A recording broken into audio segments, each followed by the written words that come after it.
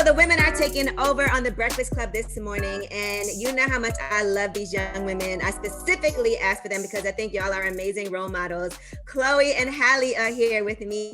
What's up, ladies? Hi. We're doing really good. Yeah, listen. So how have things been going since y'all split up your Instagrams and everything? Things have been going really good. We are in separate places from one another right now, which is what led us to create our own Instagram pages so we would be able to do our lives together still.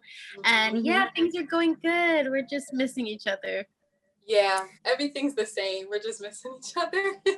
I love the support that you guys have for each other as sisters, because I know sometimes just even having separate identities for some people is difficult, but I love to see how y'all have been so supportive of each other, but now seeing the different directions that you go in and then you manage to come back together. So is it, how in a relationship it's kind of fun to miss each other sometimes? Yes, what I really appreciate with Halle and I is that, even when we are together constantly, we never try to have the other one compromise or lessen who they are as an individual to make the group work. We both are so alike and so similar, but we're also so different. Halle's an Aries, I'm a Cancer. We're on the complete opposite sides of the spectrum, and how we are as individuals shines through with our group, and now people are really getting to know us more individually as well. So I think it's so special how it's nothing different because we always support each other like this. I think it's just different for the world because now they're seeing us in this way, but our family and we've seen each other this way constantly and all the time. So it's normal. Mm-hmm. And now I'm sure y'all do a great job also working together even while you're apart. Are y'all doing that on FaceTime? Yes. Oh my goodness. We have really found that we can record songs together being long distance. It works. It really does. Yeah.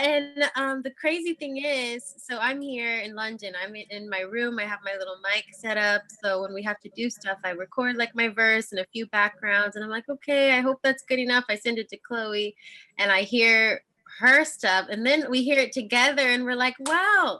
That's really good. Even though we're on separate sides of the world right now, the fact that we're still able to do that was really surprising to us. And I'm really happy. So it's working out so far. Mm-hmm. It's so crazy because we just put out the Chrome edition of our album Ungodly Hour. And so one of the songs, I think it was it 80-20 sis that we were adding new backgrounds on. So Hal did her backgrounds and she sent me the project, and then I laid some down, and when I mixed ours in together, it was so crazy how we both did completely different things, but it just meshed so well together. And we didn't record together. We weren't FaceTiming when we were doing it. And we were texting each other oh my gosh, how is this possible? This is insane. So I think it's just a true testament to how we are destined to work together and how we're the best songwriters and lyricists together and arrangers. And the album, so the Chrome edition has 2 new songs in it, right? 80-20 and Hazy. So what's 80-20 and 20-20, 80-20? What's 80-20? Okay, so 80-20 is about, so you're in a relationship with a guy and you have all these things in your mind that you want, and he gives you 80% of that, and it's cool, you're chilling, you're fine. But then you meet this guy who gives you the 20% that the guy doesn't offer, but he doesn't have everything that you need to keep a stable relationship, but he brings that fire and passion. And it's okay, I have this, it's I have this 80, but I want this 20. Do I sacrifice for less or more? So that's what the song's about. So we need 2 guys to equal 100%. Now, it feels like, Chloe, you feel a little bit more passionate about that than Halle did, because you really went in. Is this a personal story? Well, no, not for me. For me, I'm such a Cancer. If I find someone I really like I stick to them. But I'm not there yet right now. I'm single. So when I find that person, I'll cling to them. But no, I just love the storyline of the song. I had so much fun writing it. Now, what about Hazy? Oh my God. Well, Hazy was one of our favorite songs. It was so funny because we loved the song, but it didn't end up making the final list of the album. But we've always loved it. And Hazy is just about, that a guy is falling for you, and he's just so kind and gentle and being so friendly. And sometimes, you know, you want the guy to kind of be like assertive and aggressive and like tell you how he feels about you. That's what Hazy it's about. It's like, okay, I want to see that side of you. Come on, give it to me. I want to see a little bit of the aggression and the assertiveness to know how you really feel about me. I know you're falling for me, so just admit it. That's what Hazy's about. So yeah. And I think one of my favorite lyrics in the song is "Love Me Like You Hate Me," because it's like, you know, sometimes ladies, I love a good nice guy. Like my favorite, I'm attracted so much to nerds and stuff, but sometimes you want a little roughness. So that's, yeah. I like nerds. You know what I say? I like nerds with edge. Yes, that's me. Yeah, that's I me like too. a little nerdy with a little bit of edge. Yes. So we've been seeing you guys for like how many years now? Like 4 or 5 years, really, like in the spotlight. So people have watched you grow up. And for them, for some reason, it's really weird for them to see you all like as kind of grown-ish, you know what I mean? So what's the thought that goes on in your head when people are like, oh my God, I can't believe, you know, Chloe and Halle are talking about these things. What do you say to that? Just firstly, I'm so grateful and appreciative, and so is Halle, of everyone who's been on this journey with us since we were those little girls on YouTube with the short locks. And like, even though sometimes we'll watch those back and I cringe, I'm just so grateful because that was the foundation. So I know it's a shock sometimes for people, because even like people I've been fans of, like when they're little girls, I'll be looking like, what? They're like this now? Are you kidding me? So I get it. But you know, I just hope that people accept us for who we are as young women. I'm 22 right now. I'll be 23 in July, and my sister's going to be 21 in like a month. So, you know, we're grown women, and sometimes people still think we're teenagers. I know we have baby faces, but I'm just happy that people have been on this journey with us for so long, and I don't really mind. Halle, what are you doing for your 21st? Oh my gosh, I don't know, girl. We're in a pandemic. So the most I can probably do is turn out with my family, you know, so we'll see. And plus I'm working, so I don't know if it'll be like a super thing, you know, we'll see. Now it seems like y'all are both always working, right? And I know you had the song Overwhelmed, and I was thinking about how overwhelming things can be so much when it comes to trying to balance social life, family life, work life. And so talk to me a little bit about that, because I'm sure it's also been so different during the pandemic, but throughout you both have been working anyway. Yes, absolutely. I mean, my sister and I, we talk about this all the time with each other, how, you know, we just feel so grateful to have one another to be going through these things with, because this industry is no joke. Like, you have to have tough skin. You have to just not pay attention to the negative things that people will say about you. And sometimes we're human, those things hurt. And you know, being under the spotlight and working all the time, it does get overwhelming a lot of the time. But anytime we feel overwhelmed, we come to one another and we remind ourselves and we thank God for this gift that we're given. And we're reminding each other that we're here for a reason and what our main purpose is, and that's to give back and give this gift back in some way. So anytime I put my brain in that kind of perspective, it widens everything open for me. And then I kind of I look at all of my blessings, because I feel like I am so lucky and blessed to be able to be in this industry and be able to be working when there are many people who aren't. So I just pray and I just thank God. But yes, it does absolutely get overwhelming. So, but for those times, I'm grateful I have my sister. And y'all had like a dope Do It remix. That was like a woman's anthem song with that. So you guys came together with Doja Cat, Mulatto, the City Girls. Talk to me about the behind the scenes of that. And if they were all, I'm sure, on your wish list. So what was it like when you approached them to do the song? Oh, yes. Okay. So one, I really love that remix because all of the ladies who are part of it, Mulatto, Doja Cat, and the City Girls, we're such huge fans of theirs. And, you know, we really just wanted it to feel like a girl anthem in a way, because like, you know, we just keep zooming it and zooming it and zooming it.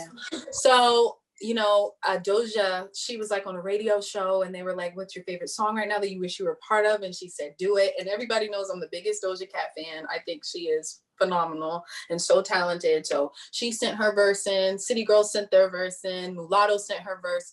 And I'll tell you, the hardest part was arranging it. The song was a lot longer, honestly. It was like a minute longer, right, Hal? And the hooks were longer and everything. But it was like putting a puzzle piece together almost in a way. We had like 10, 20 different versions, but I'm just really happy with how it turned out. I love those ladies. I wish we were able to do a video to it, but we all were in different places. But I'm just really happy with it and glad we could say we did that with them.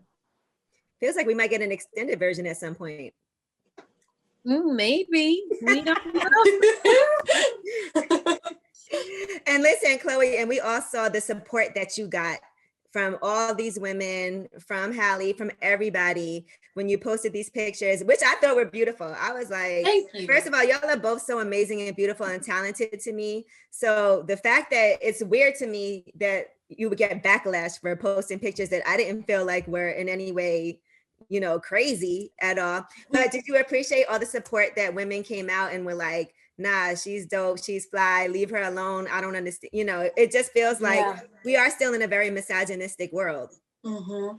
It honestly meant so much to me, because in the moment I was a little sad, because I'm like, I'm not doing anything different. I'm just being myself. I'm not posting these photos for a certain kind of attention. I'm just finally loving who I am and being confident in that.